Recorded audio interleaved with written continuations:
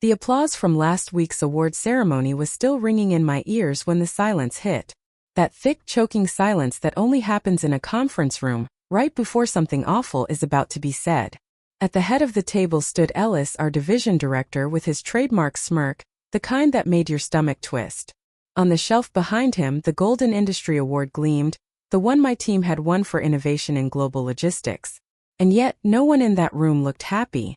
"Let me be perfectly clear," Ellis said, tapping the folder in front of him like a judge about to deliver a sentence. "Your recent success has created some tension in the department." "Tension?" I repeated, keeping my voice even. I'd learned long ago that anger only made men like Ellis more comfortable. Record profits were what we delivered.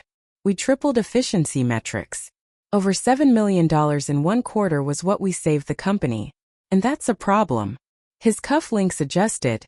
Ellis let the faint glint of his Rolex catch the light. "You're outshining your peers, Lisa. It's creating resentment around the table." 12 exhausted faces stared back at him. My team, the people who had worked nights, weekends, holidays to pull off the impossible. "I'm sorry," said Nora, our analytics lead, blinking in disbelief. "We're being punished for doing our jobs too well." A thin smile was what Ellis gave. "No one's being punished. We're simply rebalancing workloads to maintain harmony across divisions."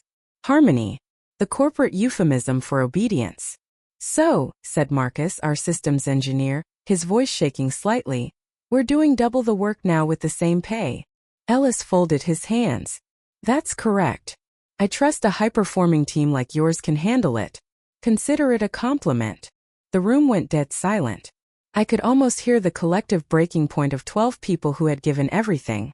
A few chairs creaked. No one dared to look at me. "I missed my brother's graduation for that project," whispered Elena, our project manager. "And now we're being told it made others feel bad." Straightening his tie, Ellis said, "You'll find that in any large organization, individual glory doesn't last long. What matters is stability." Inside me, I felt something click. That strange, cold clarity that shows up right before the storm. "Understood," I said calmly, rising from my seat. "Everyone from Team Delta, my office. Now." Ellis frowned. "We're not finished here, Lisa." "Oh, we are," I said, gathering my notes. "You've made your position very clear." I didn't slam the door. I didn't raise my voice. But as we walked out, one by one, shoulders were slumped, eyes hollow. The silence was louder than any protest could have been. Once everyone had crowded into my small office, I shut the blinds and locked the door. For a few moments, no one spoke. The air was heavy, brittle. "This is where you tell us to hang in there, right?" Marcus said finally. "That we should just be grateful we still have jobs." "No," I said quietly, leaning against my desk. "This is where I tell you something I've been keeping to myself for a few weeks." 12 pairs of eyes lifted, tired but curious. 2 months ago, I continued, I received a message from someone on the board. Her name is Miriam Holt. That name changed the air instantly. Miriam Holt, co-founder of the company, semi-retired and practically a legend. She reached out because she noticed something strange in our division metrics. How every team that starts overperforming eventually gets restructured or dissolved. "You mean sabotaged?" said Nora bluntly. I nodded. Her words, not mine. Elena frowned. "So what does she want?" She wanted proof. Real proof that innovation here isn't rewarded. It's smothered. She asked me to keep going, to push as hard as possible, to see what happens when a team delivers something undeniable. Marcus blinked. "So this was a test?" I shook my head. "No, the work we did was real. The results were real. But now we have our answer. They punished us for excellence. And now we act." A low murmur swept through the room. "Act how?" Nora asked cautiously. From my drawer, I reached in and pulled out a folder. Thick bound and stamped confidential. "What's that?" "Options," I said. "Miriam and I have been planning something. A new venture, independent, fully funded. She's offering us a chance to build what they keep destroying. Innovation without punishment. Every one of you has a place there." No one moved. Elena's voice was barely a whisper. "Are you saying leave?" "All of us." I looked at the tired, brilliant faces around me. The same people who'd turned late nights into miracles. "Yes," I said simply. Leave. Together. Silence again. But this time it was electric. Somewhere deep in my chest, I felt the tension shift from despair to possibility. Ellis thought he was teaching us humility, but what he really did was give us a reason to rise. And he had no idea what was coming next. That night I didn't sleep. At my kitchen table I sat, staring at the folder Miriam had sent me, the one that could change everything. Her proposal was bold, almost reckless. A fully funded innovation subsidiary under a separate holding company, free from the bureaucracy that had been strangling progress for years. For each of my team members, a stake would be received, along with full creative control and protection clauses to prevent exploitation. But it was more than that. It was an opportunity to build something clean, something that didn't punish people for caring. Still, I knew the risk. People had mortgages, kids, student loans. Walking away from the stability of a corporate paycheck wasn't something you decided overnight. By 7 a.m., I was back at the office running on caffeine and conviction. When I entered, the usual buzz was gone. My team sat at their desks in silence, the award plaque glinting mockingly in the corner. The congratulations banner from last week still hung crooked on the wall. Someone had torn part of it down. I called them into the conference room. Not Ellis's, ours. Before we do anything, I began, I need to know where everyone stands. You've all read the proposal. Be honest. Marcus spoke first. I've been in this company 8 years. Every time we break a record, we get reassigned or ignored. I'm done. I'm in. Nora crossed her arms, her eyes tired but sharp. I want to believe this isn't suicide. But if Miriam's really backing it, maybe it's worth the risk. Elena hesitated. My husband's between jobs. Losing steady income isn't something I can just gamble with. I get it, I said softly. This isn't about pressure. It's about options. Dylan, our quiet data specialist, finally spoke. You think Ellis will just let 9 people walk out with the company's best clients? He'll bury us. He wasn't wrong. I'd spent years watching Ellis maneuver. Always smiling, always ruthless. That's why we do this carefully, I said. No leaks, no grand exits. We prepare our transition files, hand everything over cleanly. No one can accuse us of sabotage. Nora raised an eyebrow. You're talking like we've already decided. Not yet, I replied. But we need to act like we might. For the next few days we played the part of the perfect team. We hit deadlines. We attended meetings. We smiled at Ellis's hollow pep talks. But behind the curtain we were building something. Every lunch break turned into a strategy session. Encrypted cloud storage for our research archives was set up by Dylan. Which client contracts were ending soon was mapped out by Elena and Marcus, the ones we could legally approach once our non-compete period passed. I even found myself in a quiet corner cafe one evening, meeting Miriam face to face for the first time. She was older than I expected. Silver hair, steady gaze, the kind of presence that silences a room without needing to raise her voice. You're certain about this? She asked, stirring her tea. Once you move, there's no going back.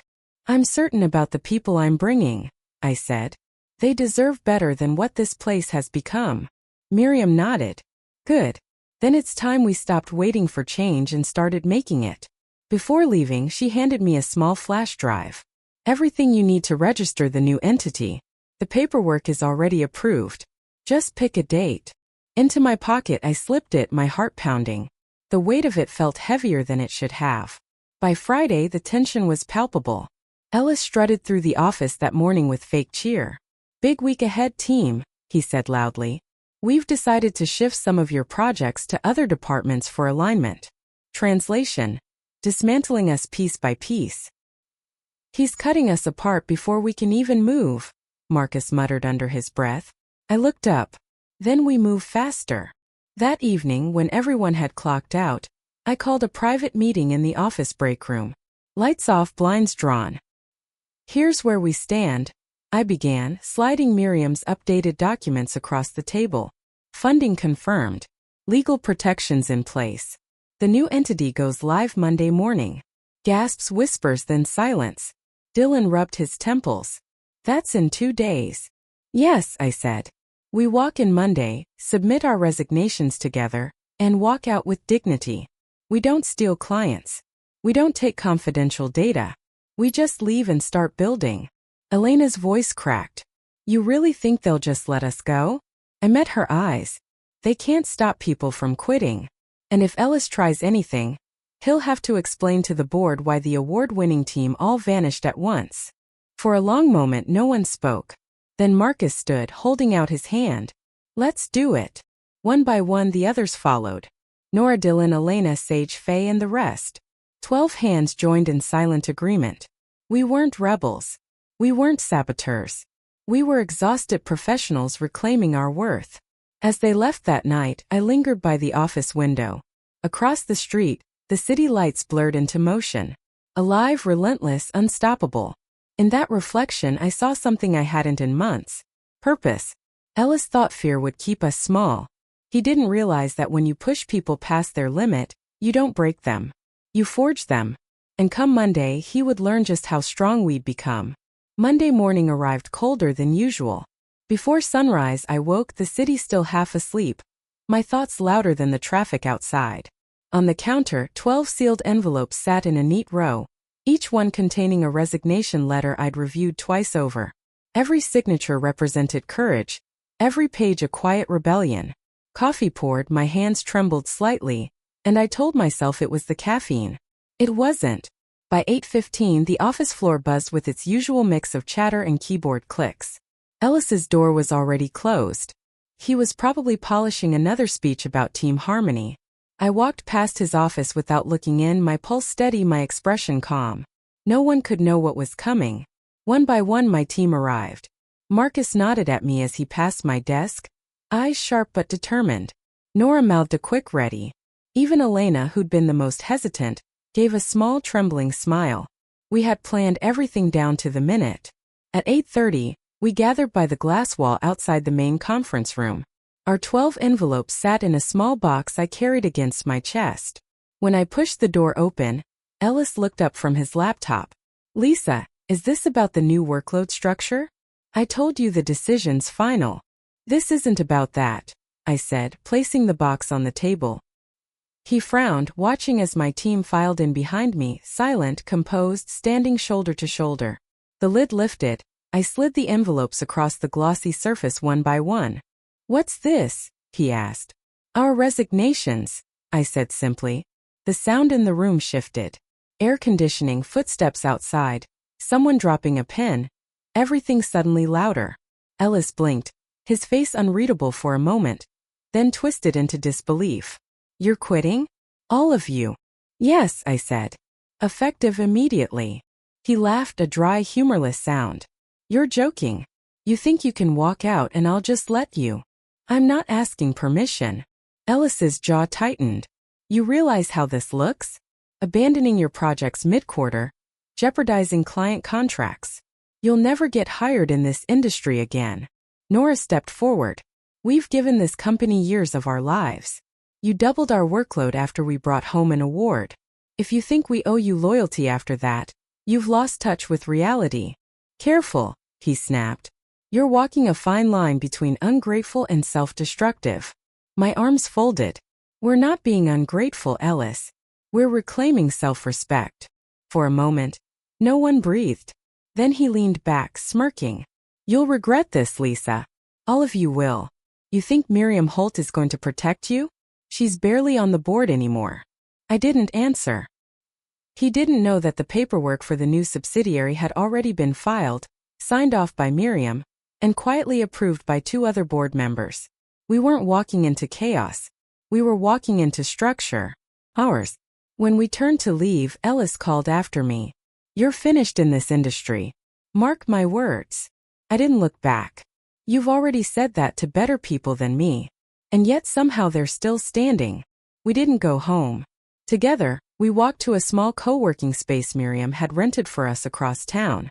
The moment we stepped inside, it hit me. The smell of fresh paint, new desks, untouched walls. It wasn't much, but it was ours. Marcus let out a low whistle. Hard to believe this is real. It's real, I said, setting my bag down. But it's going to get messy. He looked at me, brow furrowed. You think Ellis will come after us? He'll try. He can't afford to let 9 top performers walk out quietly. He'll spin the story however he needs to. As if on cue, my phone buzzed. A notification from our internal messaging system. A company-wide email had just gone out. Effective immediately. Several members of Team Delta have been reassigned following internal restructuring. We wish them the best in their future endeavors. I could almost hear Ellis dictating it, carefully sanitizing the truth. But what caught my attention wasn't the message. It was the timestamp. 8 minutes after we'd left the building. Nora leaned over my shoulder. He's already rewriting the narrative. Of course he is, I muttered. That's what people like Ellis do. But even as frustration bubbled up, something steadier anchored me. Resolve. He could twist the story, but he couldn't erase our work, our results, or what we were building now. That afternoon, we unpacked laptops, shared passwords, divided tasks. New databases were set up by Faye. Software architecture was tested by Marcus. A few vendors we'd worked with over the years were contacted by Elena. Strictly post-contract. No violations. It wasn't glamorous, but there was a spark in the air. An energy I hadn't felt in months. Around 5 p.m. Miriam walked in, a faint smile playing on her lips. Well, she said, surveying the room. You did it. Barely, I said. Ellis has already started damage control. She nodded. Let him. The board's eyes are on him now, not you. The results speak louder than his spin. For a moment, I just looked around the room. The tired but smiling faces, the sound of keyboards clicking, the faint scent of coffee brewing in a machine someone had brought from home. It wasn't the polished office we'd left behind, but it was alive with purpose. Miriam leaned closer. You know, Lisa, most people complain about the system. Very few actually leave it. I smiled faintly. Maybe it was time someone did. Outside, the city lights flickered on one by one. And for the first time in years, I didn't feel like I was surviving corporate life. I was building something. And somewhere across town, I imagined Ellis pacing in his office, realizing that the people he underestimated had just done the one thing he never could. We started over. By Wednesday morning, the honeymoon phase was over. Our new workspace buzzed with energy, but tension hummed just beneath the surface.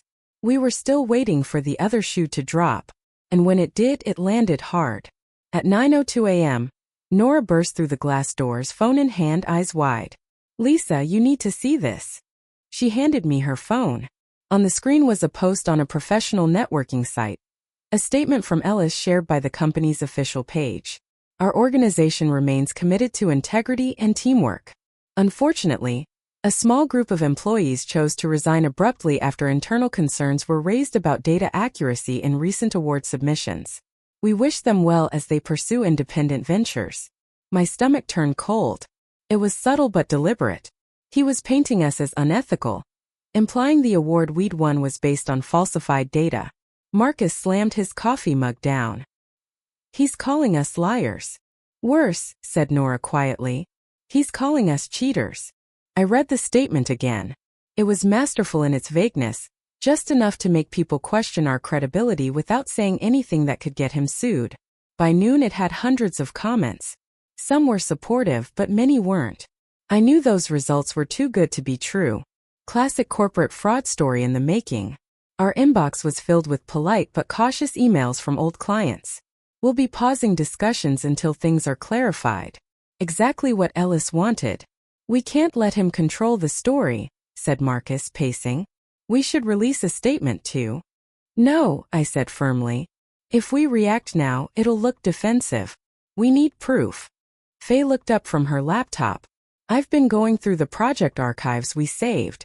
Every file, every timestamp, it's all clean. If he's altered the company's copies, we can expose it. Miriam, who had joined our morning call from her home office, nodded. You'll need to tread carefully. If you accuse him publicly without airtight evidence, he'll sue for defamation. But if you have proof of manipulation, the board will bury him. I'll find it, Faye said quietly. And she did. By Thursday night she called me over, eyes burning with determination. Lisa, look at this. On her screen was a set of access logs from our last week at the company. Ellis had authorized maintenance on our performance dashboards. The same day, several key files were modified. Look, Faye said, highlighting the timeline. He backdated entries. Our verified data was replaced with lower numbers. It was exactly what we needed. Proof that Ellis had falsified performance records to justify discrediting us. Straight to Miriam I sent it, who called within minutes. This changes everything. Send me everything you've got. I'll bring it to the board. The next morning the email came. Board of Directors emergency session. 11 a.m. attendees required. Lisa Mendez, former Team Delta lead. My throat went dry. It was happening. At 10:45, I walked into the corporate building for the first time since our resignation. The same receptionist greeted me. A hesitant smile, clearly aware of the rumors. My badge had been deactivated, so she called security to escort me to the boardroom. When the doors opened, Ellis was already there, confident, relaxed, the picture of control. Lisa, he said smoothly. Good to see you. I trust your new project is going well. I didn't answer.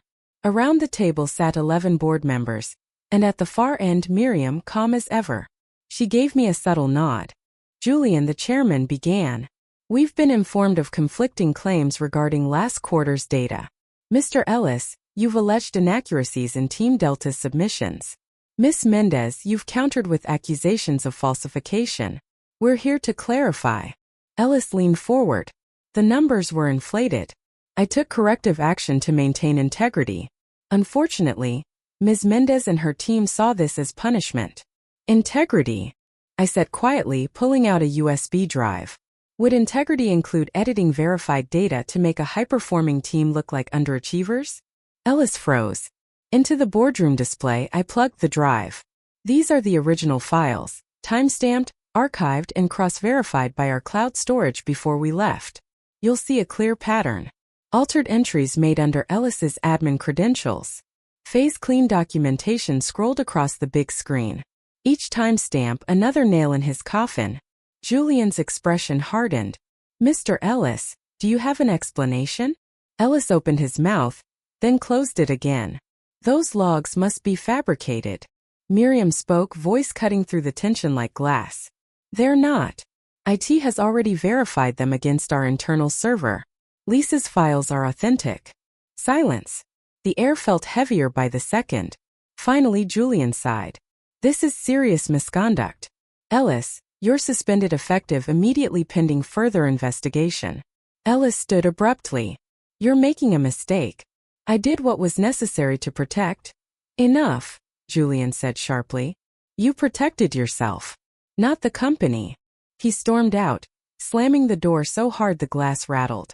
Slowly, I exhaled, my body shaking from the tension I'd been holding for days. Miriam looked at me, a faint smile on her lips. You did well. Most people would have folded under that kind of pressure. It wasn't just me, I said. My team's the reason this even came to light. Julian nodded. And now, thanks to that, we can start fixing what's broken. As I left the building, my phone buzzed. A message from Marcus. How did it go? I typed back. Better than expected. But it's not over yet. Because I knew Ellis. Men like him didn't fade quietly.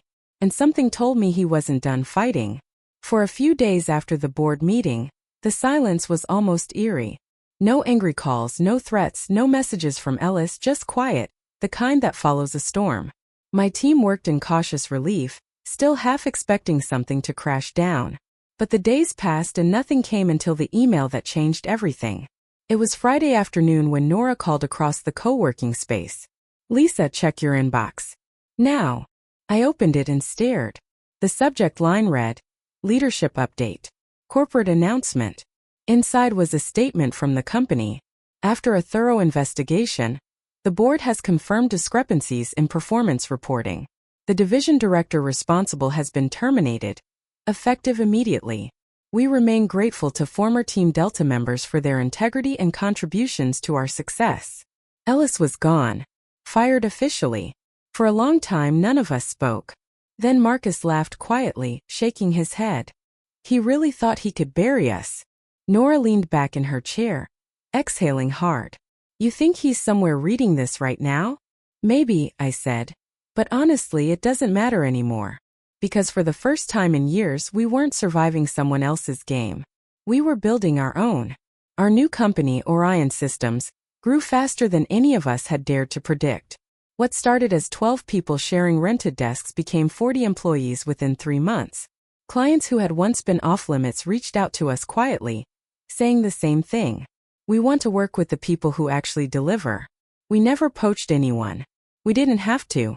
Results spoke louder than Ellis's lies ever could. Every day felt like a mix of chaos and purpose. We worked long hours again, but they didn't feel like the same endless grind. There was laughter during late-night calls, impromptu pizza runs, and whiteboards covered in wild ideas no one would have dared suggest back at the old company.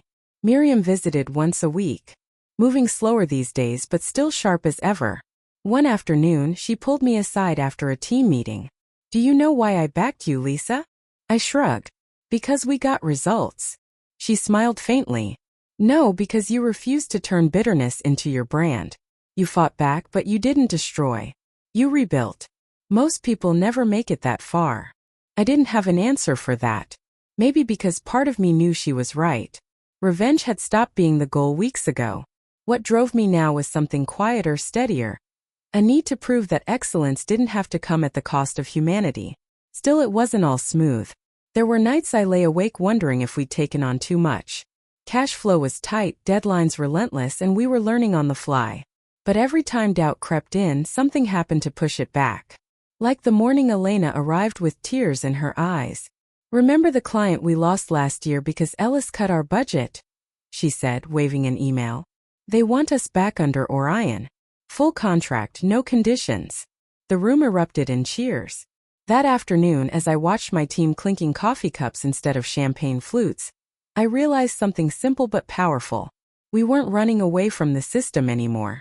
We built a better one. 2 months later, an unexpected invitation arrived. The annual industry summit, the same one where our team had been honored the year before, wanted me to give the keynote speech. The irony wasn't lost on me. The night before the event, I barely slept. I kept thinking about the last time I'd stood on that stage, smiling under bright lights, unaware of the betrayal waiting behind the applause. Now I'd be returning not as an employee but as a founder. When I finally stepped up to the podium, the room hushed. Dozens of familiar faces stared back at me. Some curious, some skeptical. A breath I took and began. A year ago, my team stood on this stage accepting an award we were proud of. We thought recognition meant security. Instead, it exposed how fragile success can be when leadership fears those who excel. A ripple went through the audience. "Something valuable I learned since then," I continued. "Punishing excellence doesn't make a company stronger. It kills innovation. And when you punish people for caring, they stop giving you their best." I paused, scanning the room. But here's the truth. When people are free to build without fear, they'll create something no one can suppress. That's what real leadership looks like. Applause began slowly, then spread like a wave. For the first time, it didn't feel hollow. It felt earned. Afterward, as I stepped off the stage, Miriam caught my arm. "You did it," she whispered. "No," I said, smiling. "We did." That night, I walked home instead of taking a cab. The city was quiet, streetlights reflecting off glass towers that once symbolized everything I thought I needed. I passed the old building where Ellis had tried to break us. The lights on the upper floors were dark now. New management, I'd heard. A different kind of leadership. Maybe in some small way we'd started a ripple effect. As I crossed the street, my phone buzzed. A message from Marcus. "We signed 3 new clients today. Guess who referred them? The board." I smiled, tucking my phone away. Sometimes the best revenge isn't humiliation or victory. It's progress. It's walking past the wreckage of what tried to destroy you. Holding your head high, knowing you turned the wound into something that grows. Ellis taught me that power can corrupt. But my team, they taught me something far greater. That excellence doesn't need permission and it never, ever needs to apologize.